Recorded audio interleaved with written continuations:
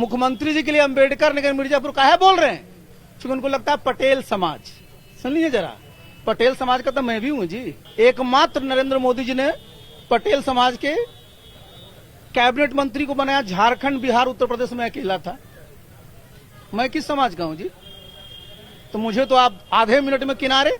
अब चूंकि लोग पूछे नहीं कि बिहार में क्या हो रहा है, तो चल जा रहे हैं फूलपुर। काउंसिल का चुनाव हुआ, दोनों सीट हार गए, आपकी तो वहां जमानत तो नहीं बचेगी। पूर्व केंद्रीय मंत्री आरसीपी सिंह का बिहार दौरा लगातार जारी है, जगह जगह घूम रहे हैं और इसी बीच आरसीपी सिंह आज वैशाली और अन्य जिलों में भी जा रहे हैं। सर, ये बताइए, खबर आपको मिली होगी, मुख्यमंत्री की फूलपुर से चुनाव लड़ने की चर्चा बड़ी तेज चल रही है। यूपी चले जाएंगे बिहार छोड़ के, आपको लगता है? देखिए, एक बात बता दे, जिन लोगों ने इस बात को रखा है वो न तो बिहार के ही तैसी हैं और नीतीश बाबू के ही तैसी हैं। जो लोग इस बात की चर्चा कर रहे हैं उनसे एक सवाल पूछिए। कई वर्ष पहले मैं खुद फूलपुर गया था और कई दिनों तक हमारे सब साथी वहां रह करके वहां एक हम लोगों ने प्रचार कर करके सम्मेलन कराया था। कई साल हो गए, माननीय मुख्यमंत्री जी वहां गए थे, उसमें भाषण हुआ था। हो गए होंगे 8 साल से कम नहीं जी।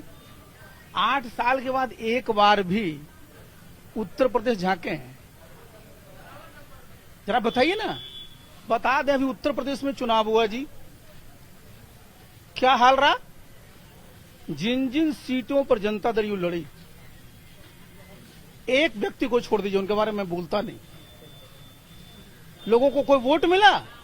अरे जहां जहां गलत बटन दबे वही वोट आया। अब बताइए, जिस प्रदेश के आप इतने वर्षों से मुख्यमंत्री हैं, आप खुद पिछले चुनावों में क्या घोषणा कर रखे हैं? बिहार की जनता भूली नहीं है कि मेरा आखिरी चुनाव है ये। सुन लीजिए, अब जो लोग को लग रहा है कि बिहार में जो स्थिति अभी हो रही है, तो बिहार में तो कुछ बचेगा है नहीं जेडीयू का 2024 के चुनाव में। तो सबसे पहले ही लोग मुख्यमंत्री जी को ही प्रदेश से बाहर भेज दे रहे हैं।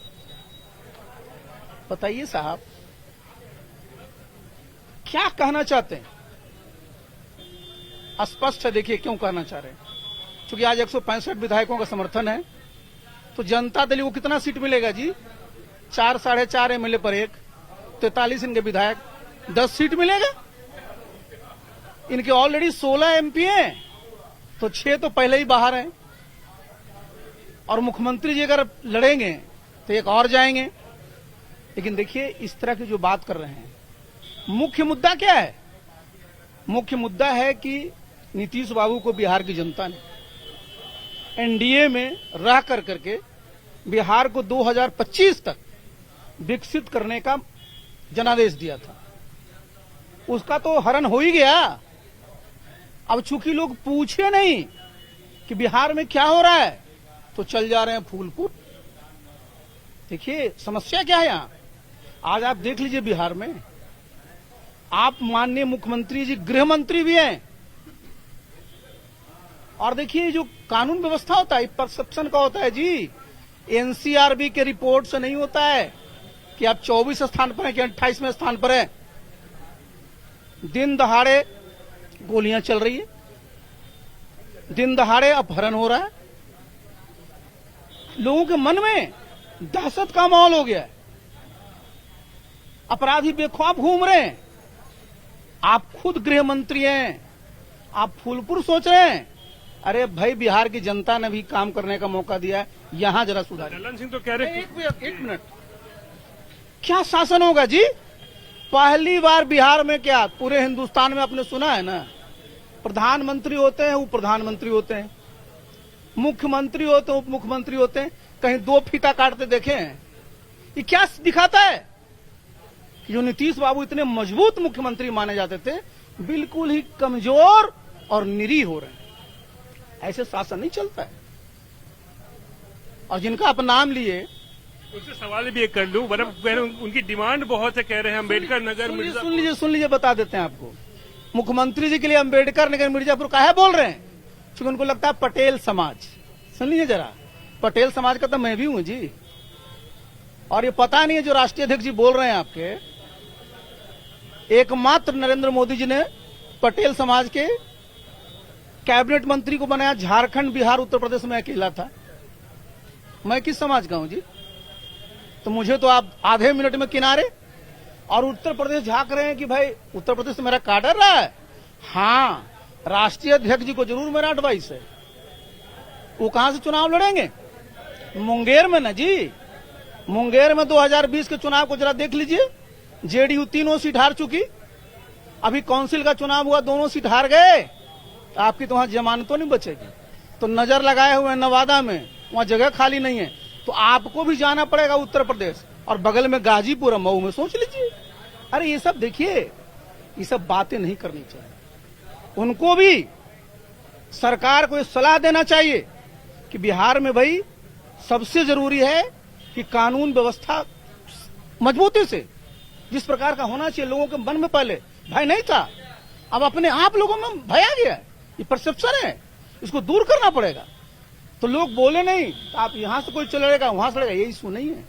अगर लगता है फूलपुर से लड़ेंगे तो क्या वहां जीतेंगे? क्या फिर आपको मैं बता रहा हूं जी, ये तो पतंगबाजी है। अभी ललन जी को क्या पता है? जब मुख्यमंत्री जी को लड़ाना ही है तो वहां 36 ऐसे लोकसभा क्षेत्र हैं जहां पटेलों का बहुत आबादी है।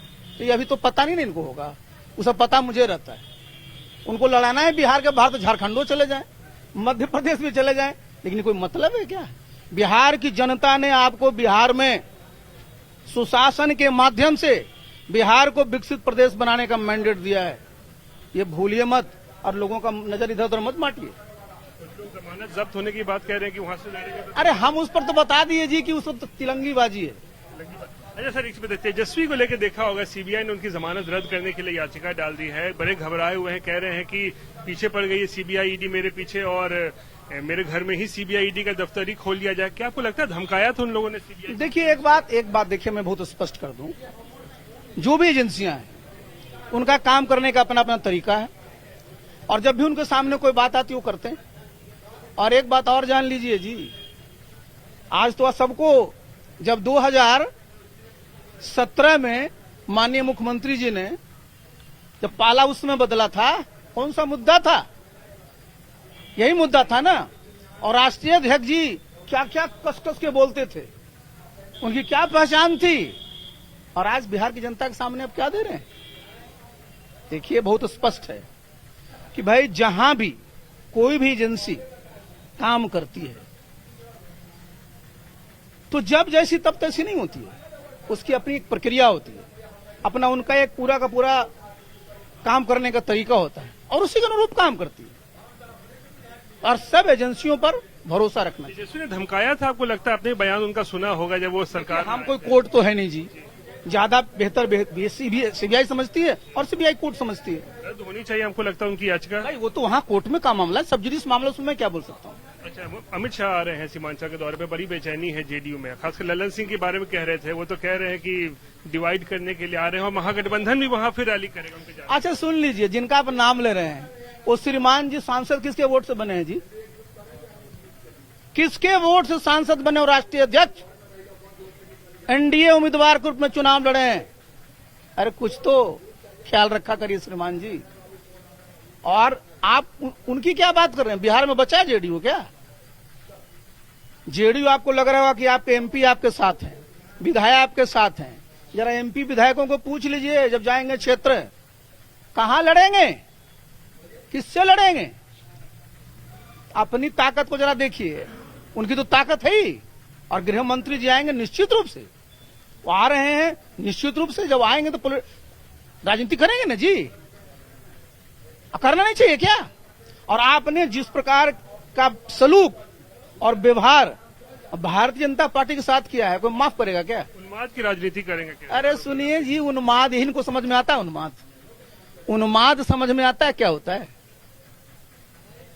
अब कल सुन रहे थे, कह रहे थे कि बहुत बड़े वो फलाने। अरे सुनिए जरा, जिम्मेवारी बिहार की है जी, फोकस करिए बिहार पर। आप लोग ध्यान बटाने के लिए इधर उधर कर रहे हैं, और चूंकि आपने सबसे बड़ा गलत काम किया। आज सरकार जो है उसकी लेजिटिमेसी क्या है जी? उसकी वैधता क्या है? जनता ने आपको वोट दिया था किसके साथ काम करने के लिए? वो वैध सरकार थी। आपने बिना जनता का फिर से मैंडेट प्राप्त करते हुए पाला बदल लिया। सरकारी ये वैध है। अब ठीक है, अपना नंबर जुगाड़ करके करते रहिए, लेकिन जनता के बीच में जरा जाइए। जितने लोग हैं सब ठगे ठगे महसूस कर रहे हैं। प्रशांत किशोर को भी अपने पाले में लेने की कोशिश की लगता है। देखिए, उस सब पर मैं नहीं बोलूंगा, उस सब पर तो आप सुनते ही रहते हैं। कन्हैया सिंह को भी धमकी मिली थी, बेगूसराय की घटना भी। आप सोच लीजिए, कन्हैया जी हमारे साथ बैठे हुए, बताइए इनको धमकी दिया गया और धमकी के बाद ये एफआईआर दर्ज कराने गए, एफआईआर नहीं दर्ज हुआ है जी। क्या कानून की राज की बात करते हैं आप? पहला काम होता है किसी को धमकी मिले तो प्रशासन के शर्म की बात होती है, उसमें एफआईआर दर्ज करिए, उसके तह तक जाइए, पकड़िए। देखिए, शासन प्रशासन ना उसका इकबाल होता है, इकबाल ही खत्म हो गया। शासन का इकबाल ही नहीं है जी। शासन प्रशासन इकबाल से चलता है। कानून व्यवस्था को लेकर भी नीतीश सरकार पर काफी हमलावर दिखे RCP Singh. Camera person Nadeem Alam के साथ रोहित सिंह, वैशाली।